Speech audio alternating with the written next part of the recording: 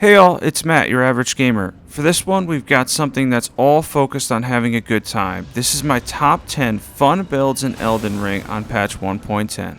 Before we continue though, a quick shout out to ExpressVPN, the VPN I use and trust. It can keep your browsing safer and more private, so be sure to check out the description for a discount and 3 extra months free.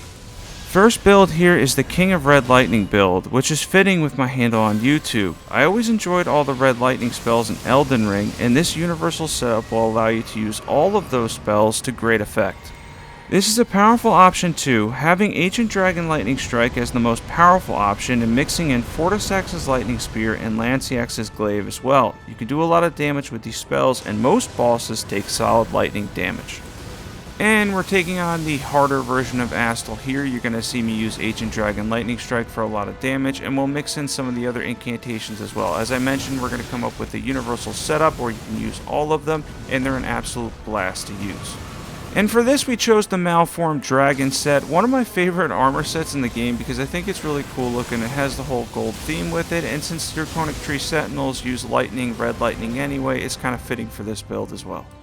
And after we take down the tougher version of Astel, the Consecrated Snowfield version, we're going to go over the build, stats, equipment, everything you need to know, stats at 150, all of that, and then I'm going to go over the different lightning spells with the respawning dragons and Caelid and go over the ones that I like. Now for equipment, we have the Gravelstone Seal plus 25 and the Jellyfish Shield. You can run 2 seals, but it's 5% less damage, and you'll have to go through a second playthrough if you want the second one, or get it dropped from a friend. Malformed Dragon set, Erdtree's Favorite plus 2, Ritual Swords Talisman, Lightning Scorpion Charm, Phlox Canvas Talisman, Faith Tier, Lightning Tier. Let's get into stats. For stats at 150, you can see that we're faith-based. We're heavily invested in faith here. We have gotten 60 vigor as well. I tried to optimize most of these builds so you have a good amount of vigor, and you're getting a good amount of damage as well. I moved them around a little bit different from stuff that I normally do to kind of make them better in terms of the amount of power and damage, but also defensively as well.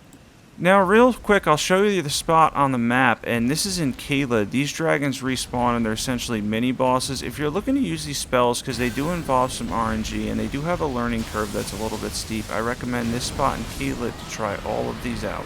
Yeah, this spot in Caelid is truly excellent for this. If you're looking for something where you could just go and beat up on bosses, then this is a perfect area to do so because they're essentially respawning mini bosses that you can use all the different spells. Ancient Dragon Lightning Strike, Lansseax's Glaive, Fortissax's Lightning Spear. Try them all out here. You'll get a lot of damage on these dragons, and you'll get a good feel for the build as well. And this is where it is on the map in Caelid, and that's where you can take on those dragons, practice lightning. And these aren't ranked, but the next one we have up here is the Blood-Fueled Knight build, and this build focuses on Swarm of Flies in combination with Bloodblade. These two in combination are really fun, as Bloodblade is my favorite bleed Ash of War in Elden Ring. While it's not the most powerful, it's quite good, and I love the Ash of War because you can put it on any weapon you like instead of being locked behind the Reduvia and a dagger. There's just something about mid to long range bleed that makes it enjoyable. You can use Swarm of Flies for a little bit longer range, and then the Bloodblade Ash of War for mid range, and then if you get up close you can move in and crush it as well with the combination and a ton of bleed buildup and damage. Definitely up there in terms of what I like as far as Ash of War, and a little bit more fun for me than say Seppuku, where it's just kind of generic and a lot of jump attacks and stuff like that. It gives you a little bit more variety to your playstyle, as you'll get to use whatever sword you like, throw it on the Colt for a lot of damage, and then back off, use Swarm of Flies with the Dragon Communion Seal as well. For equipment, we have the Occult Nagakiba for more damage because we're invested in Arcane, the Dragon Communion Seal. We have the Knight's Cavalry set on that's altered. We have the Dragon Crest Great Shield Talisman, Millicent's Prosthesis, Lord of Blood's Exaltation, Shard of Alexander, Faith Tier for buffs, and the Successive Attack Tier, the Thorny Tier. Let's get into stats. For stats, since we're going with an occult weapon, we have 60 arcane and 60 vigor. You're going to be able to get a lot of damage out of this build. You'll get a lot of damage and bleed buildup out of Bloodblade, and then you can throw it on something like the starting katana or the Nagakiba or even a curved sword. Basically, pick the weapon you like with the Ash of War Bloodblade and absolutely wreck with it.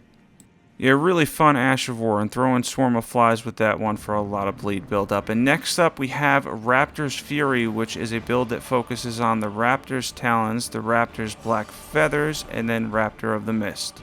Now this is a bit of a hard ash to use on bosses, so after the boss I'll show better how it works. The main focus here though is Blood Flame Blade, successive attacks and jump attacks with the ability to dodge any incoming attacks by using the Ash of War. This Ash has a lot of invincibility frames, so you'll likely be able to avoid a fair bit of attacks, although it isn't as spammable as say Bloodhound Step. One other note here, I went for over 51 poise in the majority of these builds too, and got to 60 vigor in most of them. These are all my favorites that I move stats around to make them better, to essentially optimize them, and claws here are certainly no slouch. This is definitely one you're going to get a lot of damage out of, and I'll show you the Ash of War along with the cool charged R2 you get with the Raptor's Talons after we go over equipment here. For equipment, we have the Keen Raptor's Talons plus 25, preferably with Raptor of the Mist. We have Dragon Communion Seal. We're just using it for buffs. Buffs aren't affected by Seal. We have the Raptor's Black Feathers, the Skeletal Mask, Bull Goat Greaves, and I think Gideon's Gauntlets on. Lord of Blood's Exaltation, Claw Talisman, Ronwing Sword Insignia, Melissa's Prosthesis, Faith Tier, Thorny Tier. Let's get to stats. Now for stats, this is a dexterity focused build because we're on Keen Affinity and we're going to get a lot of damage out of the Raptor's Talons that way, and if you use Blood Flame Blade with the Raptor's Talons, you also get around 100 bleed built up as well, so good bleed, good damage, and here we're going to go over the Ash of War as well as that charged R2. And here we're going to go over Raptor of the Mist. You're going to see me show it off here. I miss initially because it's basically a counterattack. It has to be timed pretty precisely, and when you time it, essentially, you'll be able to get invincibility frames. You'll go up in the air, and then you'll be able to counterattack with a jump attack. Whether that's a light or charge attack is ultimately up to you. You can see me use it again there. Counterattack, and then hit them. And then you have that unique charged R2 for the Raptor's Talons as well, which is really cool. And now here we have the Mystic Samurai, a samurai that uses bleed and frost damage to absolutely crush it. We're using repeating thrust on the Nagakiba for excellent range on the Ash, while using a cold katana in the offhand for frost buildup. The Fire Giant can be tough on New Game Plus 7, having over 60,000 HP versus the 43,000 he has on base game, but that won't matter too much as he's fairly weak to bleed. He is heavily resistant to frost, so this build will be more effective against other bosses if you're looking for the frost procs. Even so, this is a high damage build, focusing on the bleed damage, successive attacks with repeating thrust, and frost buildup as well. Combining these for me is way more fun than just bleed, simply for the fact of being able to proc two different statuses gives it a little bit more excitement as far as building up the statuses, and it's a more fun way for me to play, at least in my opinion, because you get the frost proc and then you can build up some bleed as well. You kind of have both those going for you and have a little bit of a mixed variety kind of build as opposed to just bleed. And as you can see here, we're using most of Ronin's set. I've been using the Samurai set a lot, so I chose to use a mix of Ronin set for the Samurai look here. And this is a build I've used to adventure across Elden Ring many times, as I really enjoy the combo of frost and bleed in katanas. Yeah, if you're looking for something fun, then you should definitely try out this build. Out of all the ones on this list, this is definitely up there for me. I am one of those people that really likes katanas. I always stick with them. They're one of my favorite weapons in the game, even though at times they do feel a little lackluster when you compare them to twin blades and curved swords. They're, at least for me, more fun to use, and there's a lot of fun Ashes of War like repeating thrust that we're using here that you can put on them as well. And we're going to continue fighting the Fire Giant here until we get the proc that we need to get. And once we do, we're going to take down the Fire Giant and we're going to go over equipment, stats, everything you need to know for this build and setup as well. By the way, soon we're going to be doing the 5 fan requested builds too. I can't wait for that one. That one, I think I made a post about it, which ones I selected. I had, I think, 20 something in total, ended up selecting 5 at random, so that's going to be a really good time too. I can't wait for that one. If you're not subbed and you're following to this point, definitely hit that subscribe button.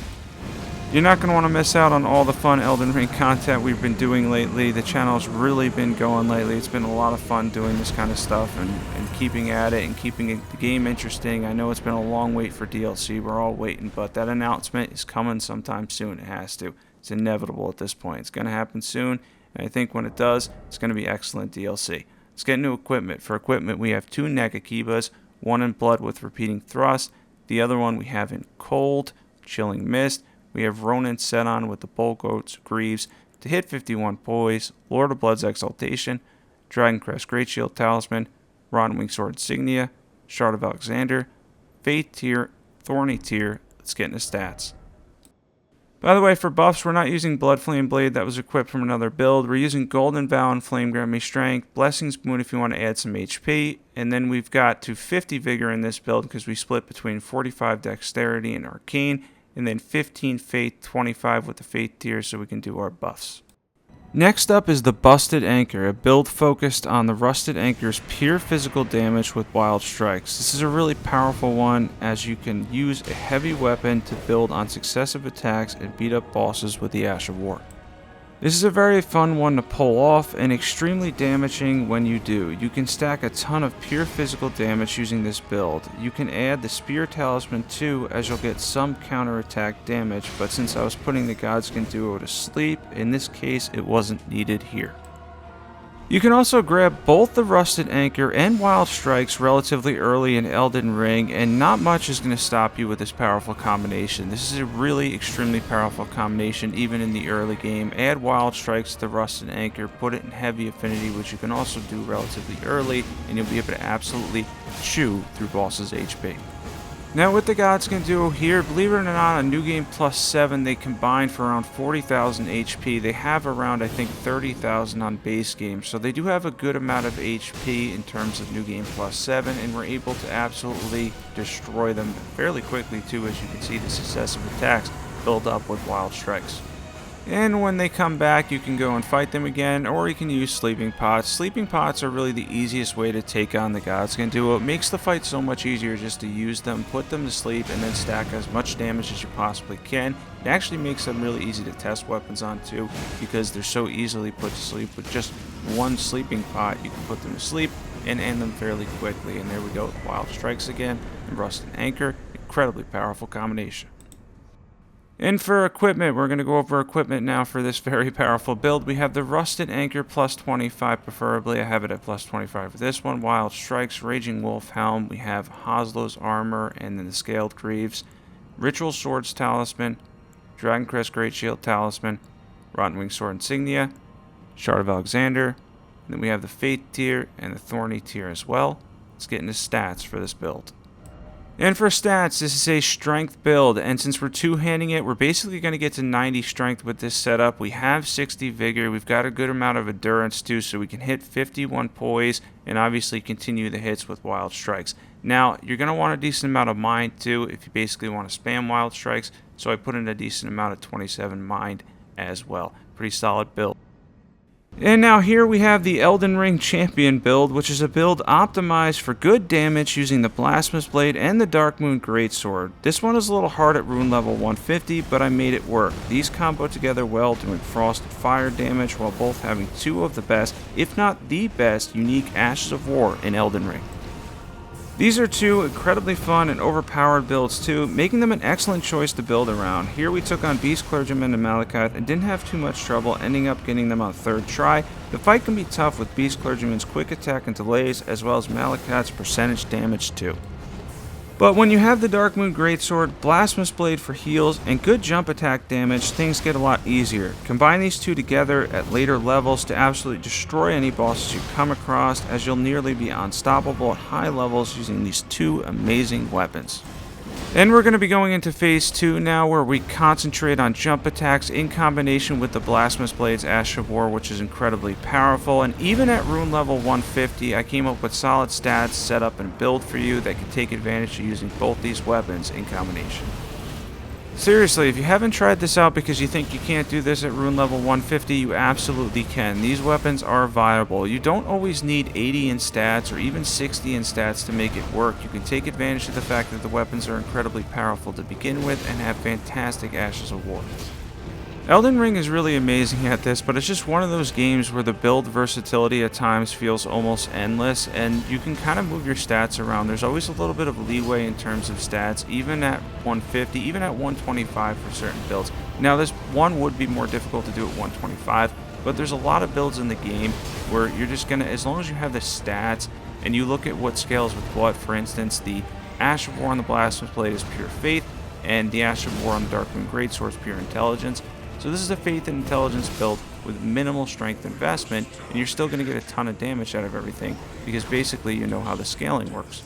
And once you get a feel for each Ash of War in the game, especially the ones you like and what they lean towards, you can start to optimize your build for whatever style of play you have. For instance, if you're using Ashes of War a lot, you're going to lean more towards that. Let's get into equipment. Now for equipment, we have the Blasphemous Blade plus 10. The Dark Moon Greatsword was meant to be a plus 10. Apparently had a plus 8 and plus 10. I equipped it the wrong one. And then we have Any Seal Will Do. I had a Weightless Seal for buffs. We have the Knight's Cavalry set on, which is altered, so we don't have the cape.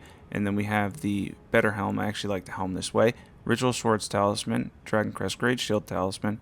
Erdtree's Favorite plus 2. Shard of Alexander.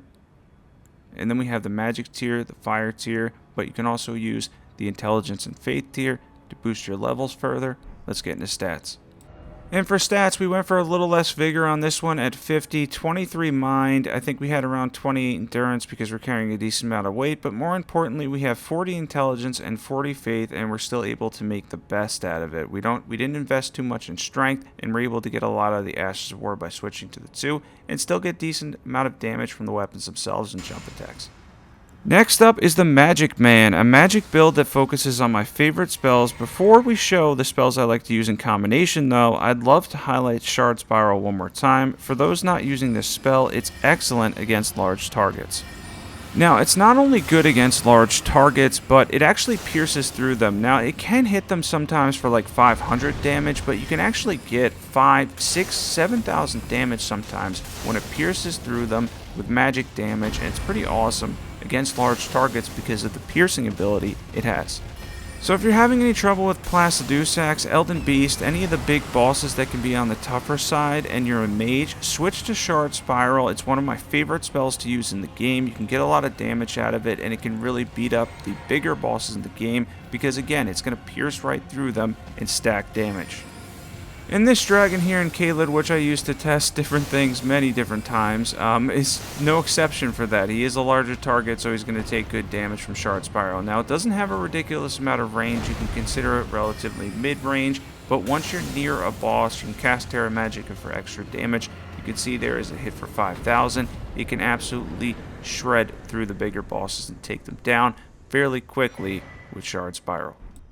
And we're going to go over equipment here, what I like to use for Shard Spiral, and then I'm going to show the spells I like to use in combination, my 200 stats, and then rune level 150 stats. We have Lucett's Staff and the Jellyfish Shield. We had a random set of armor on, mixing in a couple of things, which ended up hitting 51 poise, Ritual Swords Talisman, Magic Scorpion Charm, Grave Mass Talisman, Graven School Talisman, Magic tier, Defense tier. Let's get into stats for this one. So if you're higher level, this is my stats and setup basically for 200, but I'm going to show you the rune level 150 stats after the next clip. The main focus here though is intelligence, and then obviously on my character I have some faith invested so I can do buffs like Golden Vow, Hellish Rebury, and get even more damage, including with Terra Magica. It can stack for a whole bunch of damage. Now, whenever I'm playing my mage character and I'm not using Night Comet, this is basically the exact setup I like using, which is Carrion Slicer, Glintstone Ice Crag, and then we have Stars of Ruin, a couple different spells, a Duelist Moonblade as well. Basically like combining them all together to do as much damage as possible, and with the universal setup that I have here, you can pretty much boost all of them. Carrion Slicer is especially powerful, and then I like a Duelist Moonblade more for like mobs and stuff, and then obviously if you want to build up frost damage with Ice Crag too. Stars of Ruin has great tracking, so that's a plus also, and then you can always switch to Night Comet and the Night Comet setup if you want, to 2 stabs of loss if you're stuck on any boss for easy mode. There's always ways to get unstuck too. You have the Blasphemous Blade if you're faith-based, and then obviously you have Night Comet if you're intelligence build. There's so many different weapons, bleed builds if you're arcane or dex, that you could do to just go through bosses in the game and make it a lot easier. If you're strength, you can use Lion's Claw, but here we have that spell combination. We're really powerful at this level. Here are my 150 stats, which you can see focus on intelligence, and I wasn't doing anything more than Golden Vow, so if you're at 150, you can just use the Golden Vow Ash of War. Drake Knight is the next one up, and uses an armor set I really like, which is the Drake Knight set. To fit the theme, I went for 2 Lightning Banished Knight Greatswords with Lightning Slash. You can use charge attacks, jump attacks, or whatever you like with this build.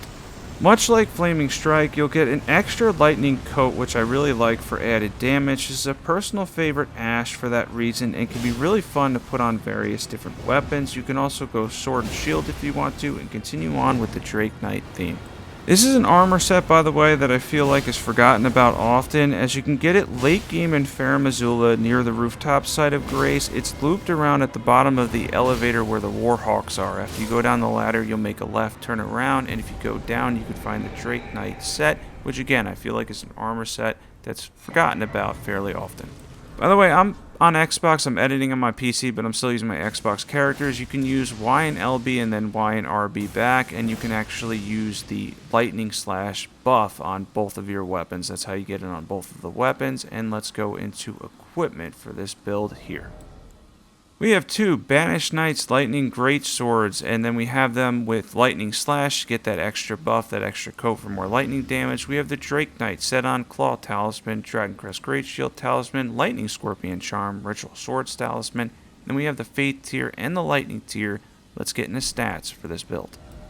And for stats, it's a dexterity build. We hit 70 dexterity. We're getting a good amount of damage, a really good amount of lightning damage on the Banished Knight Greatsword, which will scale with the C and the lightning affinity, and then that extra coat adds on to it for a lot of damage. Combine these two for the whole Drake Knight theme, and I think they work really well together. The Fire Gladiator is up next, and this one uses Earthshaker and a Fire Guts Greatsword for the build. This does a lot of damage and can be followed up with a powerful swinging attack for even more damage. This one can basically stun lock NPC invaders as well as Gideon here, and does good damage for most bosses. This can be done in heavy or fire affinity to the best effect, and I chose fire affinity for my build. This is a fun strength-based combination build that takes advantage of the Power of Guts Greatsword and the Ash of War Earthshaker as well. This is one you definitely gotta try. Yeah, having that follow-up swing on top of Earthshaker itself combines for a really enjoyable and powerful build that is actually something that will work for the majority of bosses too. I've tried this build out many times. I have a lot of fun with this specific Ash of War. It really is a good time. Definitely something you're going to want to try if you're looking for a powerful strength build. For Earthshaker with that follow-up attack, it's solid. Let's get into equipment. For equipment, we have the Guts Greatsword in Fire Affinity with Earthshaker on it. We have the Banished Knight Helm, Champion Pauldron, or however you say it, Bolt Goat, Gauntlets, and the Scaled Greaves, and then the Ritual Swords Talisman, Dragon Crest Great Shield Talisman, Fire Scorpion Charm, Shard of Alexander, Fire tier, and the Faith tier for buffs. Let's get into stats. By the way, I know my pronunciation at times is awful, so I want to apologize for that. Sometimes it's not the best. Vigor, we have 60. We have 60 strength again here, which is going to get us to 90. And the stats and setup you're going to have here is basically solid enough to allow you to pretty much max your stats when you're two-handing the Guts Greatsword for massive damage. Last one up here is the Guardian of the Erdtree build. By the way, everything's going to be time-stamped, so if you want to check any of these out. A build focused on the armor that we're using is the Tree Sentinel armor on the top half, and then the Guardian armor on the lower half, the Greaves and Gauntlets. And we're using the Guardian Sword Spear, and here we're going to be using Giant Hunt for a substantial amount of damage in Keen Affinity. This is a really powerful one, and the Guardian Sword Spear has become one of my favorite weapons in the entire game for Elden Ring. It's absolutely fantastic in Keen Affinity, and then Knight Rider's Glaive is great in heavy builds. I like the theme here too, and the armor sets together looked pretty cool. And we're going to get into equipment for this one. By the way, Giant Hut on this is awesome. There's a ton of different Ashes of War, though. The Guardian Sword Spear has a lot you can put on it and make the best of it because it's just powerful with pretty much a lot of stuff. And for this, we have the Guardian Sword Spear in Keen Affinity with Giant Hunt, any seal because it's for buffs, Tree Sentinel on the top half, and then we have the Guardian Bracers and the Guardian Greaves, Dragon Crest Great Shield Talisman, Erdtree's favorite +2, Shard of Alexander, Ritual Swords Talisman, and then we have the Faith tier and the Defense tier as well. Let's get into stats for this one. Now this is a dexterity build, so we're going to pump up the dexterity, and between that base damage and then having the A in Keen, which basically turns it into an S with the base damage and the A scaling you get, it really turns the Guardian Sword Spear into something where you can use a ton of different Ashes of War and get amazing damage when you're using this weapon. This is definitely turning into one of my favorite weapons in the game. Thanks for watching my most fun builds on patch 1.10, and the current ones I'm using having the best time with. I did optimize and change the stats up for some of these though. Be sure to comment below and let me know what you think, and let me know which ones you're going to try as well. Be sure to sub for more fun Elden Ring content, and as always, thanks for watching, and I'll catch you all at my channel.